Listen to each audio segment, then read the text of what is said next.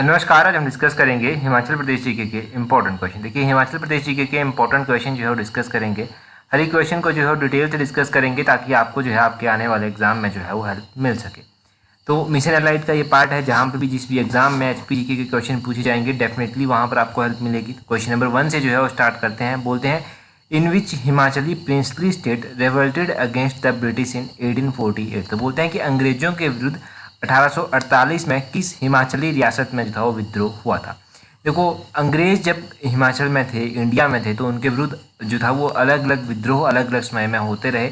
सबसे बड़ा विद्रोह तो 1857 का था, परंतु उससे पहले भी 1848 में हमें एक विद्रोह जो है वो देखने को मिलता है। अब ये पूछते हैं कि कौन सी रियासत में जो है वो हुआ था, तो ये हिमाचल की नूरपुर रियासत में जो था वो हुआ था। ऑप्शन सी जो है वो सही आंसर है। अब हिमाचल की नूरपुर रियासत में हुआ था, किसके द्वारा किया गया था, उनकी क्या हिस्ट्री रही है वो हम जानेंगे। तो इस आंदोलन को लीड किया गया था, जो नूरपुर का ये आंदोलन था, राम सिंह पठानिया के द्वारा। राम सिंह पठानिया ने जो था वो इसको जो था वो लीड किया था। राम सिंह पठानिया जो था वो नूरपुर के थे। 1824 में जो था वो इनका जन्म जो था वो हुआ था। इनके पिता जो थे, इनके पिता मंत्री के यहाँ जो था वो जो राजा थे, राजा के यहाँ जो था वो मंत्री हुआ करते थे। और जब उसके बाद इन्होंने अपना अलायंस एक अलग से बना लिया, तो इन्होंने अंग्रेजों का अत्याचार देखा और अत्याचार के विरुद्ध जो था वो इन्होंने एक विद्रोह जो था वो कर दिया।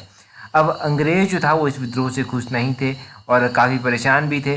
तो अंग्रेजों ने जो था वो इन्हें पकड़ना चाहा, परंतु अंग्रेज एक बात बड़ी अच्छी तरह से जानते थे कि वो अगर इनको पकड़ लेंगे तो वो इनको मार भी सकते हैं। फिर इन्होंने क्या किया, इन्होंने जो था वो एक ऐसा, अंग्रेजों ने ना एक ऐसा समय चुना जब वो इजीली जो था वो राम सिंह पठानिया को पकड़ सकते थे। तो राम सिंह पठानिया उस टाइम जो था वो पूजा कर रहे थे, वर्शिप में जो था वो बिजी थे। उस टाइम जो था वो इनको जो था वो अरेस्ट कर लिया गया। इनको मारा नहीं गया, इनको काला पानी की सज़ा जो था वो सुना दी गई थी। कहाँ की? काला पानी की सज़ा जो था वो सुना दी गई। बाद में फिर इनको रंगून जो था वो भेज दिया गया। रंगून में भी इनको रखा गया और काफ़ी टॉर्चर जो था वो इनको किया गया। टॉर्चर करने के बाद जो था ये वीर गति को प्राप्त हो जाते हैं और 1849 का ईयर था जब ये वीर गति को जो है वो प्राप्त हो जाते हैं। 1849 को, और नवंबर का महीना था, 11 नवंबर का दिन था जिस दिन ये वीर गति को प्राप्त हुए थे। जस्ट 24 ईयर्स के ये उस टाइम हुआ करते थे।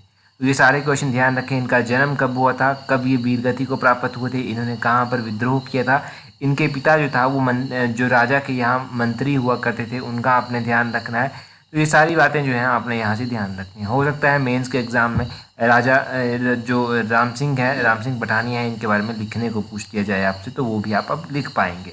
अगला क्वेश्चन देखिए। अगले क्वेश्चन में बोलते हैं in which year Kangra ruler Sansar Chand attacked on Mandi princely state. तो बोलते हैं कि कांगड़ा के राजा जो थे संसार चंद, इन्होंने मंडी के ऊपर जो था वो आक्रमण किया था।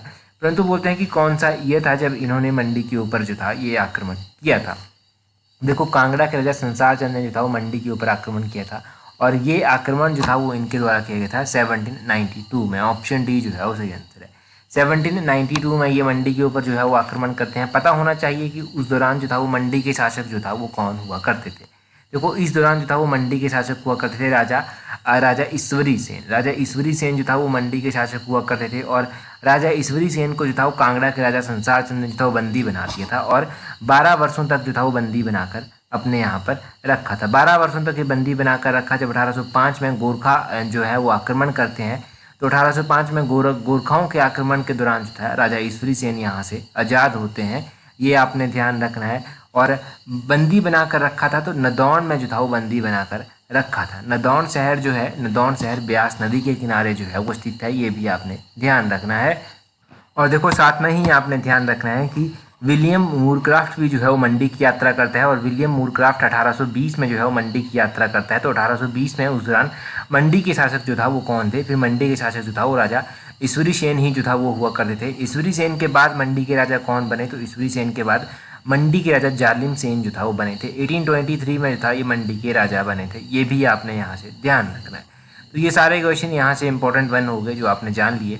मंडी के बारे में जान लिए, थोड़ा सा कांगड़ा के राजा के बारे में जान लिया, ईश्वरी सेन के बारे में जान लिया, उनके बाद कांगड़ा के राजा कौन बने, वो सारे क्वेश्चन जो है वो आपने जान लिए।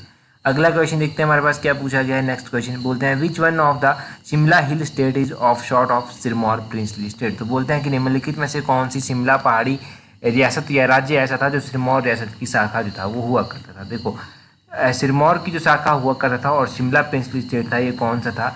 ये था आपका बलसन। ऑप्शन बी जो है वो सही आंसर हो जाएगा। बलसन ये प्रिंसली स्टेट था। हमने कल भी जो था वो सिरमौर और शिमला के बारे में जो था वो अलग अलग रियासतों के बारे में इनकी जाना था। एक बार फिर से जो है वो जो है यहाँ से रिवाइज कर लेते हैं।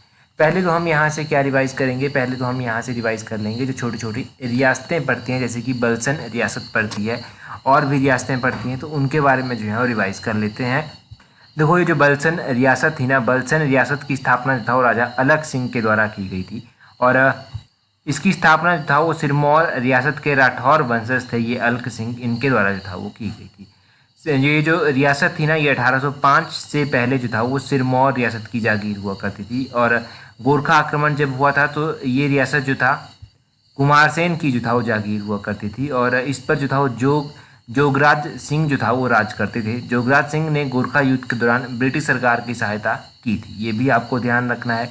और उसके बाद जोगराज सिंह को जो था ये एक स्वतंत्र सनद के रूप में जो था 1815 में जो था ये रियासत प्रदान कर दी गई थी। बाद में चलकर 1857 का विद्रोह भी जो है इस रियासत ने देखा और उसके बाद आपको पता है कि जब 1857 के विद्रोह में इन्होंने अंग्रेज़ों का साथ दिया तो उसके बाद इनको 1858 में जो है वो यहाँ के जो राणा हुआ करते थे उनको खिल्लत और राणा का उपाधि जो है वो दे दी जाती है।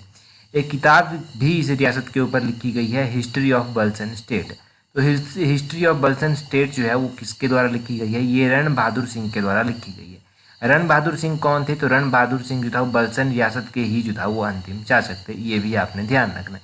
प्रेजेंट टाइम में अगर हम इस रियासत का स्टेटस जानते हैं तो प्रेजेंट टाइम में बलसन रियासत जो है वो ठियोग तहसील का हिस्सा है, ये आप ध्यान रखें। ठियोग का ये हिस्सा है प्रेजेंट टाइम में, ये आपने ध्यान रखना है। यहाँ पर भज्जी हमारे पास दिया गया है, तो भज्जी आपने ध्यान रखना है किसकी स्थापना किसके द्वारा की गई थी? राजा चारू के द्वारा जो था वो इसकी स्थापना की गई थी। धामी की स्थापना जो था वो किसके द्वारा की गई थी? धामी जो है ये इंपॉर्टेंट रियासत है हिमाचल प्रदेश की एक, और इसकी स्थापना जो था वो गोविंद पाल के द्वारा जो था वो की गई थी। कियोंथल का मैंने आपको कल भी बताया था, आज आप ही कमेंट करके बता दीजिए कि कियोंथल रियासत की स्थापना जो था वो किसके द्वारा की गई थी। अगला क्वेश्चन देखते हैं, बोलते हैं where is state council of education research and training of Himachal Pradesh located. तो बेसिकली ये पूछते हैं कि SCERT जो है वो हिमाचल प्रदेश में कहाँ पर स्थित है, यानी कि हिमाचल प्रदेश में state council of education research कहाँ पर स्थित है? तो ये डिस्ट्रिक्ट सोलन में जो है वो स्थित है। ऑप्शन डी जो है वो सही आंसर हो जाएगा। अब सोलन में स्थित है क्या state council of education research. अब देखो SCERT के बारे में अगर हम थोड़ा सा जानेंगे तो SCERT जो है वो सोलन में स्थित है और अगर हम इसकी स्थापना की बात करते हैं तो स्थापना इसकी एकदम से डायरेक्टली नहीं हुई। डायरेक्टली किस तरह से नहीं हुई? पहले ये college of school education Solan हुआ करता था। 1954 में जो है college of school education Solan की स्थापना की जाती है। फिर 1954 के बाद क्या होता है कि इसको स्टेट इंस्टीट्यूट ऑफ एजुकेशन में जो है वो इसको ट्रांसफॉर्म कर दिया जाता है और ये ईयर था 1970 का। 1970 में जो है ये किया जाता है और 1970 के बाद एक बार फिर से परिवर्तन लाया जाता है और फिर से इसको रीएस्टेब्लाइज किया जाता है 1984 में। और 1984 में जब रीएस्टेब्लाइज किया जाता है तब इसको नाम दिया जाता है SCERT का, state council of education research and training का नाम जो है वो इसको फिर दिया जाता है। ये आपने ध्यान रखना है कि इस तरह से जो है उसकी स्थापना 3 चरणों में होती है, 1954, 1970, 1984। इस तरह के हमारे पास और भी इंस्टीट्यूशन है, जैसे कि धर्मशाला में जो है वो HP Bose Himachal Pradesh board of school education जो है वो स्थित है। हिमाचल प्रदेश के शिमला में हिमाचल प्रदेश यूनिवर्सिटी जो है वो स्थित है और उसके अलावा कृषि विश्वविद्यालय भी जो है वो हिमाचल प्रदेश में स्थित है। कृषि विश्वविद्यालय पालमपुर में स्थित है और पालमपुर के अलावा अगर हम बात करते हैं हिमाचल प्रदेश में हॉर्टिकल्चर फॉरेस्ट्री यूनिवर्सिटी भी स्थित है। डॉक्टर YS परमार उद्यान एवं वानिकी विश्वविद्यालय जो कि सोलन में स्थित है, इसकी स्थापना 1985 में की गई थी। जो एग्रीकल्चर यूनिवर्सिटी पालमपुर की है उसकी स्थापना 1978 में की गई थी। हिमाचल प्रदेश का जो विश्वविद्यालय है 1971 में जो था वो उसकी स्थापना की गई थी। ये सारा ध्यान रखें। अगला क्वेश्चन देखते हैं हमारे पास क्या है, बोलते हैं when was Rajvan cement factory एस्टेब्लाइज्ड। तो बोलते हैं कि राजवन कहाँ पर पड़ता है, पहले तो ये पता होना चाहिए। राजवन जो है ये पड़ता है आपके सोलन सिरमौर डिस्ट्रिक्ट में, तो सिरमौर में ये राजवन पड़ता है। सिरमौर में राजवन में एक सीमेंट की फैक्ट्री है। इसकी स्थापना जो था वो कब की गई थी? ये जो राजवन की सीमेंट फैक्ट्री है इसकी स्थापना की जाती है 1980 में। ऑप्शन सी जो है वो सही आंसर हो जाएगा। 1980 में इसकी स्थापना की गई, सही बात है। एग्जाम में क्या क्या पूछा जा सकता है, तो एग्जाम में पूछने वाले अलग अलग क्वेश्चन जो है वो बन जाते हैं। हिमाचल प्रदेश में जो सीमेंट की फैक्ट्रीज हैं उनके बारे में क्वेश्चन बन जाता है, जैसे कि 1980 में ये जो सिरमौर की फैक्ट्री है इसकी स्थापना की गई।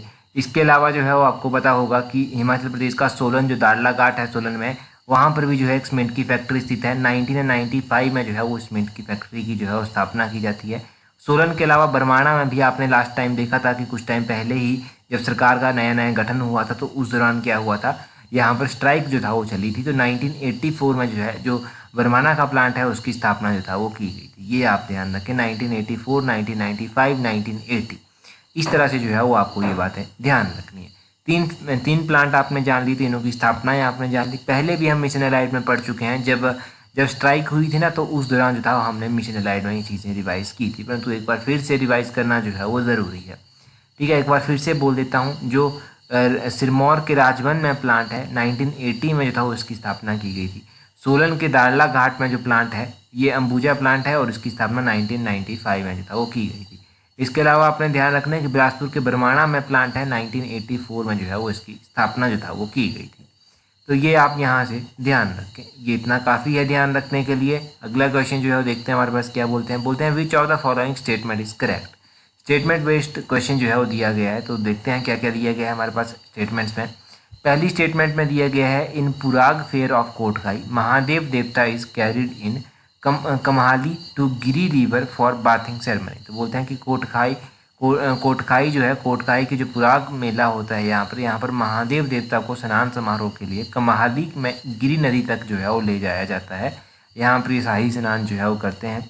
दूसरे में बोलते हैं कि सकोडी फेयर जो है वो डोग विलेज में होता है, ये जोगिंदर नगर के समीप स्थित है और ये इंडिया की इंडिपेंडेंस के ऑनर में होता है कि भारत की आज़ादी के सम्मान में जो है ये स्कोडी मेला जो है वो जोगिंदर नगर के ढोग गांव में जो है वो मनाया जाता है। दोनों स्टेटमेंट्स को जो आंसर करने के लिए ज़रूरी है कि इनके बारे में आपको पूरी जानकारी होनी चाहिए।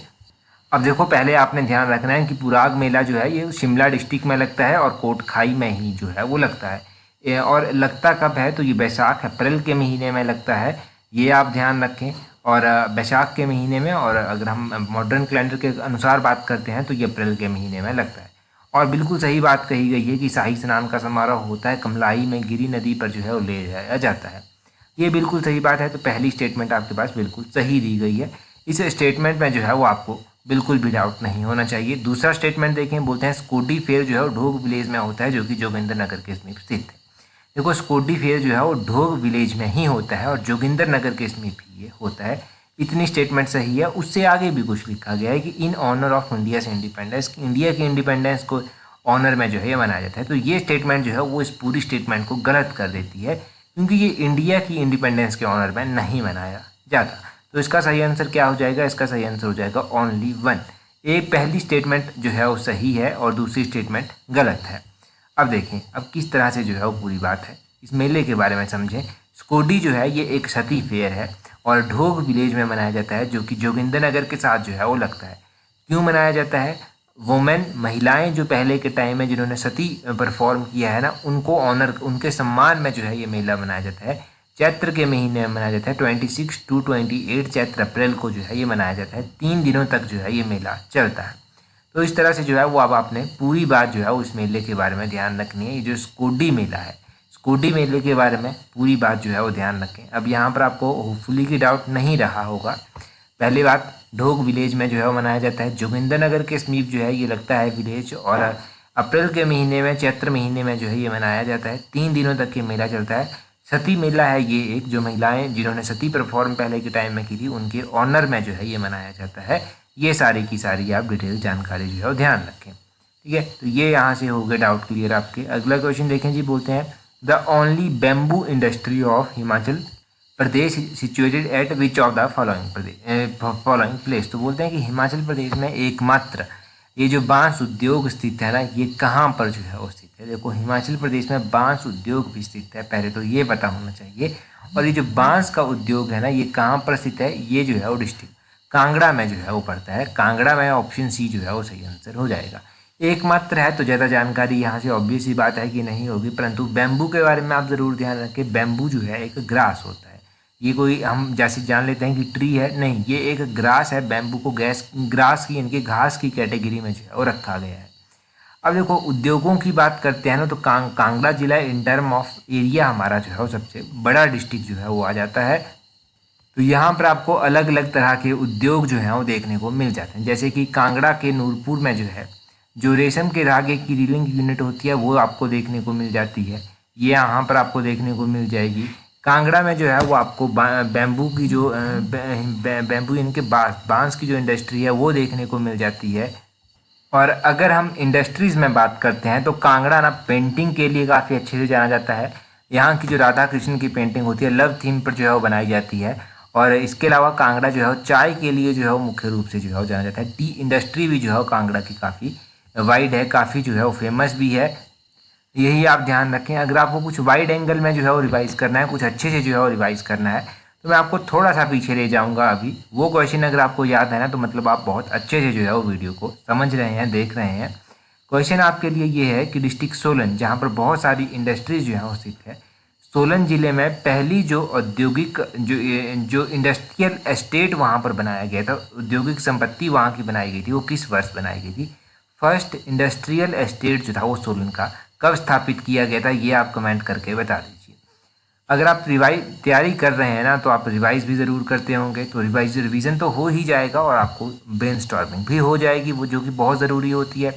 अगला क्वेश्चन देखें, बोलते हैं इन 1987 which of the following connect with airlines. तो बोलते हैं कि किसको जो था वो 1987 में निम्नलिखित में से एयरलाइंस के साथ जोड़ दिया जाता है। हवाई यात्रा जो होती है, हवाई पट्टी जो होती है, इसके साथ जो था वो जोड़ दिया गया था। देखो एयरलाइंस के साथ जो था वो 1987 में हिमाचल प्रदेश का ये जो जुब्बरहट्टी क्षेत्र है ना, ये जोड़ दिया जाता है। और जुब्बरहट्टी जो है वो शिमला में पड़ता है।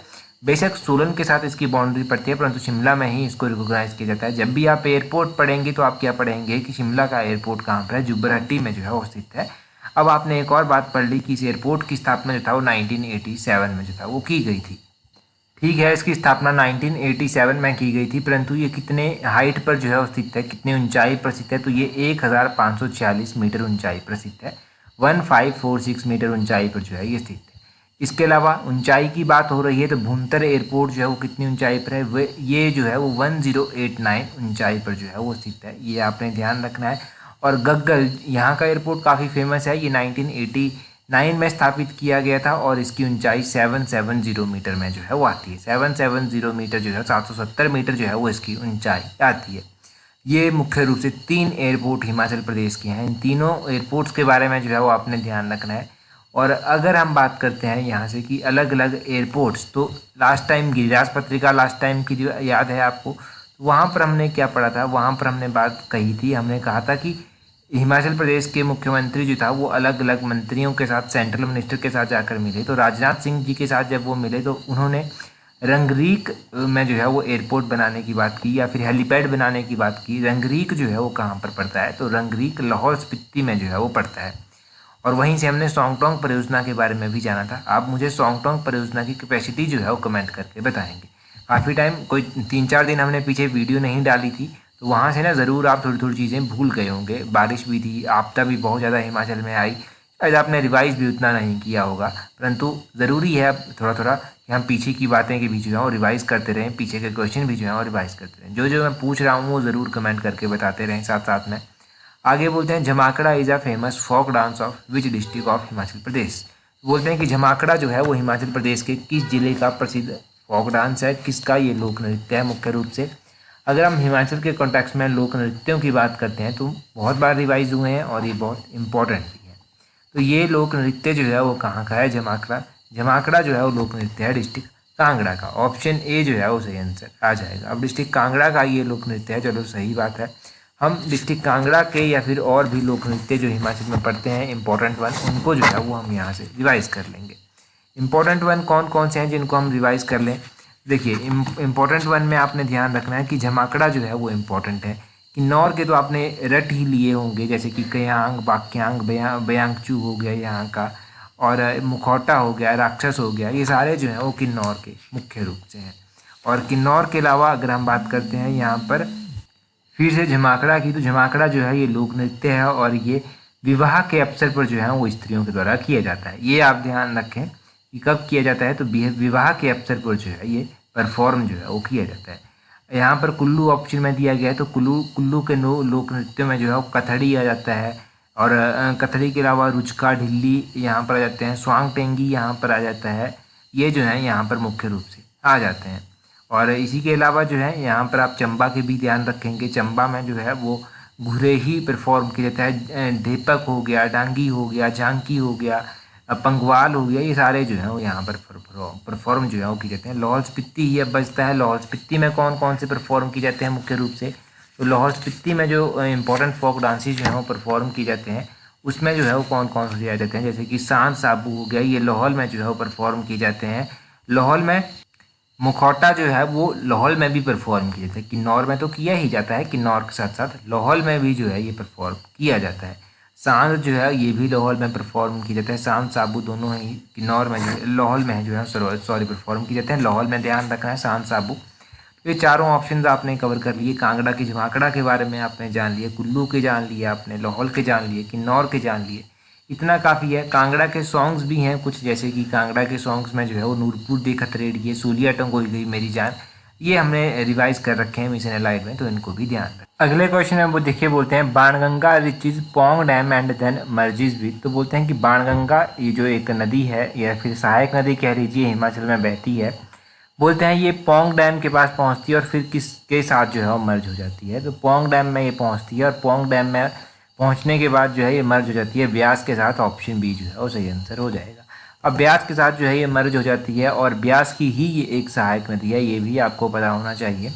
आपको पता होना चाहिए कि पोंग डैम अभी चर्चा में भी बना रहा, क्योंकि यहाँ से पानी छोड़ा गया, तो पानी छोड़ने के बाद जो है वो काफ़ी तबाही जो है इस पानी ने मचाई। प्लेन एरियाज़ में जो है वो काफ़ी हद तक जो था ये पानी फैल गया, इसलिए जो है ये पोंग डैम चर्चा में आता है। तो पोंग डैम के बारे में क्वेश्चन पूछ लेते हैं कि पोंग डैम जो है, पोंग डैम हिमाचल प्रदेश के किस जिले में स्थित है? पोंग डैम हिमाचल प्रदेश के कांगड़ा जिले में जो है वो स्थित है।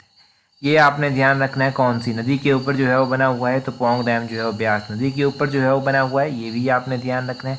बाणगंगा जो है वो किसकी सहायक नदी है? आपको पता चल गया कि बाणगंगा जो है वो सहायक नदी है किसकी? ब्यास की। और पोंग डैम के पास जाकर ये जो है वो ब्यास के साथ मिल जाती है। ब्यास की और भी सहायक नदियाँ हैं, बहुत सारी सहायक नदियाँ हैं। ब्यास जिसका वैदिक नाम जो है वो बिपाशा है, इसकी सहायक नदियों में जो है बाणगंगा के अलावा जो है वो यहाँ पर पार्वती, सैंज, तीर्थन, हारला, उहल, बनेर, चक्की, गज, ये सारी जो है ये मुख्य रूप से आ जाती हैं।